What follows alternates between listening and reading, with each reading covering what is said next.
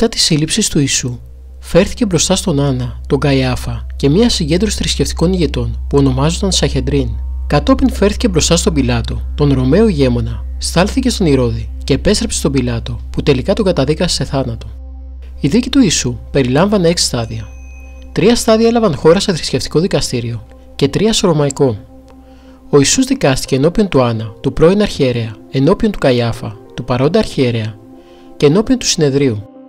Σε αυτές τις εκκλησιαστικές δίκες κατηγορήθηκε για βλασφημία, επειδή ισχυρίστηκε πως είναι γιος του Θεού, ο Μεσσίας. Οι δίκες ενώπιον των Ιουδαϊκών αρχών, οι θρησκευτικές δίκες, έδειξαν το βαθμό στον οποίο οι Ιουδαίοι ηγέτες τον μισούσαν, διότι απρόσεκτα αγνόησαν πολλούς από τους δικούς τους νόμους. Έγιναν πολλές παρανομίες σε αυτές τις δίκες από την πλευρά του Ιουδαϊκού νόμου. Πρώτον, καμία δίκη δεν επιτρεπόταν να γίνει στη διάρκεια μιας γιορτής. Δεύτερον, κάθε μέλος του δικαστηρίου επέτρεπε να ψηφίσει προσωπικά την καταδίκη ή την αθώωση, αλλά ο Ιησούς καταδικάστηκε διαβοής. Τρίτον, στην περίπτωση που αποφασιζόταν η θανατική καταδίκη, θα έπρεπε να περάσει μία νύχτα πριν η απόφαση εκτελεστεί. Πέρασαν όμως λίγες ώρες πριν ο Ιησούς σταυρωθεί. Τέταρτον, οι Ιουδαίοι δεν είχαν εξουσία να εκτελέσουν κανένα. Πέμπτον, καμία δίκη δεν επιτρεπόταν να γίνει τη νύχτα, αλλά αυτή η δίκη έγινε πριν την αυγή. Έκτον, στον κατηγορούμενο έπρεπε να δοθεί συνήγορος ή αντιπροσώπευση, αλλά στον Ιησού δεν δόθηκε τίποτα. Και έβδομον, στον κατηγορούμενο δεν έπρεπε να γίνουν αυτοενοχοποιητικές ερωτήσεις, αλλά εκείνοι τον ρώτησαν αν αυτός ήταν ο Χριστός. Οι δίκες ενώπιον των Ρωμαϊκών αρχών ξεκίνησαν με τον Πιλάτο, αφού ο Ιησούς ραπίστηκε. Οι κατηγορίες εναντίον του ήταν πολύ διαφορετικές από εκείνες που ακούστηκαν στις θρησκευτικές δίκες. Κατηγορήθηκε πως υποκινεί το λαό σε επανάσταση, αποτρέπει το λαό να πληρώνει φόρους και ισχυρίζεται πως είναι βασιλιάς. Ο Πιλάτος δεν βρήκε λόγο να καταδικάσει τον Ιησού και τον έστειλε στον Ηρώδη. Ο Ηρώδης ανέπαιξε τον Ιησού, αλλά θέλοντας να αποφύγει την πολιτική ευθύνη, έστειλε τον Ιησού πίσω στον Πιλάτο. Αυτή ήταν η τελευταία δίκη, καθώς ο Πιλάτος προσπάθησε να κατευθύνει την αντιπαλότητα των Ιουδαίων, διατάζοντας τη μαστίγωση του Ιησού. Η ρωμαϊκή μαστίγωση ήταν ένα τρομερό καμτσίκωμα, σχεδιασμένο να γδέρνει βαθιά τη σάρκα στην πλάτη του τιμωρημένου. Σε μια τελευταία του προσπάθεια να απαλλάξει τον Ιησού, ο Πιλάτος πρόσφερε τον κατάδικο Βαραββά να σταυρωθεί για να σώσει τον Ιησού, αλλά χωρίς όφελος. Το πλήθος ζητούσε την απαλλαγή του Βαραββά και τη σταύρωση του Ιησού. Ο Πιλάτος ικανοποίησε την απέτησή τους και παρέδωσε τον Ιησού στο θέλημά τους. Οι δίκες του Ιησού εκφράζουν την απόλυτη γελιοποίηση της δικαιοσύνης.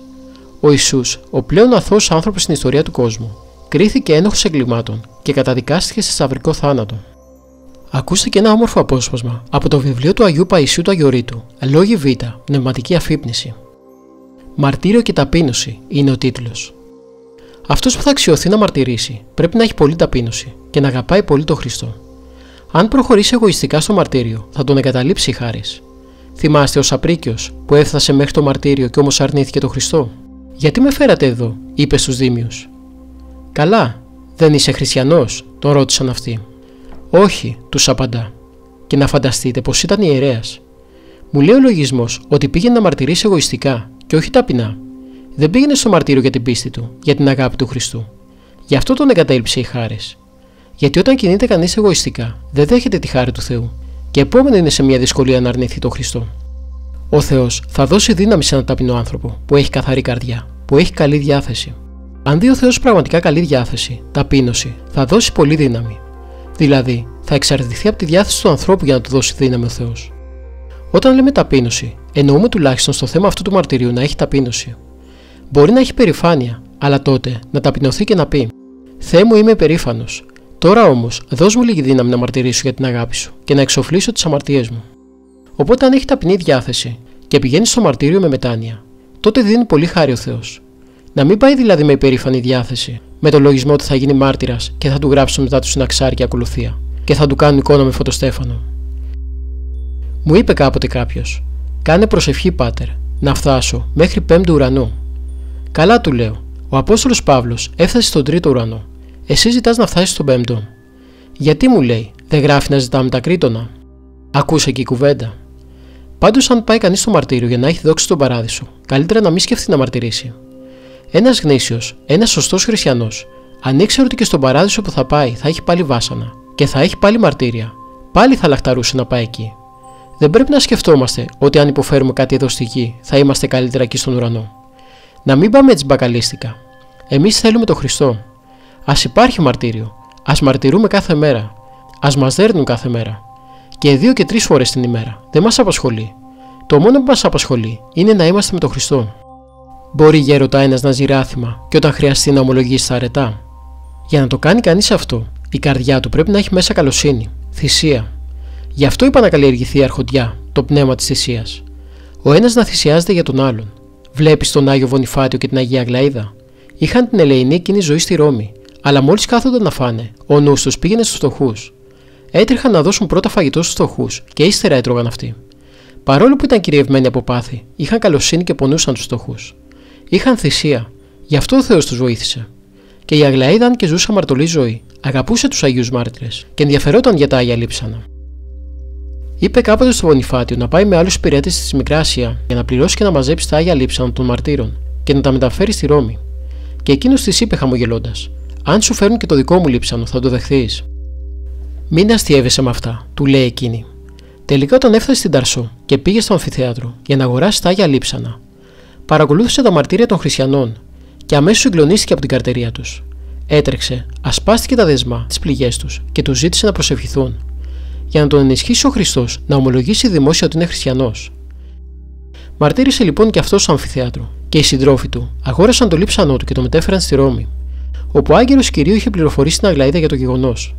Έτσι έγινε εκείνο που χαριτολογώντας είχε προφητεύσει ο Βονιφάτιος πριν φύγει από τη Ρώμη. Ύστερα εκείνη, αφού μοίρασε την περιουσία της, έζησε με άσκηση και πτωχία ακόμη 15 χρόνια, και ύστερα αγίασε. Βλέπετε, δεν είχαν βοηθηθεί, γι' αυτό είχαν παρασυρθεί στο κακό και είχαν παρεκτραπεί. Είχαν όμως πνεύμα θυσίας και ο Θεός δεν τους άφησε. Τι αγάπη είχαν οι Άγιοι Μάρτυρες για τον Χριστό, τι λεβεντιά. Η Αγία Σολομονή με τα 7 παιδιά της, ένας-ένας μαρτύρησαν όλοι. Ο Άγιος Λογκίνος έκανε τραπέζι σε αυτούς που πήγαν να τους συλλάβουν και τους φιλοξένησε.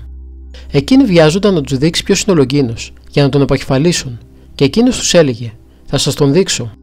Όταν τους είπε ότι είναι ο ίδιος, εκείνοι δίστασαν, αλλά ο Άγιος Λογκίνος τους παρακάλεσε να εκτελέσουν την εντολή που είχαν, και έτσι τον αποκεφάλισαν. Και ο Άγιος Γεδεών ο Καρακαλινός, τι καρτερία είχε! «Πάρτε το χέρι», είπε στους Δημίους, «πάρτε και το πόδι, πάρτε και τη μύτη. Για να μην τα πολυλογώ, πάρτε τα όλα». Φοβερό! Αλλά για να φτάσει ο άνθρωπος σε αυτό το σημείο, πρέπει να μην αγαπάει τον εαυτό του και να αγαπάει το Θεό. Η μητέρα μπαίνει μέσα στη φωτιά για να σώσει το παιδί της.